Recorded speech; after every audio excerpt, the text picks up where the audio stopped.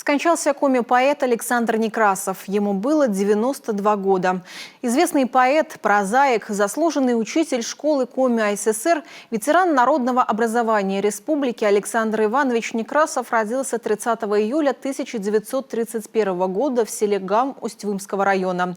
Более 39 лет проработал в отрасли образования, из них 27 лет в должности директора Гамской школы.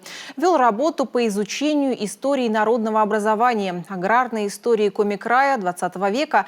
На основе собранных материалов подготовил и издал 3 книги. Наибольшую известность Александр Некрасов получил как детский писатель. Свое первое стихотворение «Летним днем» я отправил в газету «Ленин Туед». Тогда там работал Василий Григорьевич Ладыгин. Он посмотрел, ему понравилось, и мое стихотворение опубликовали. Основные темы его детских произведений – природа и сельская жизнь. В его стихах оживают детские считалки и дразнилки.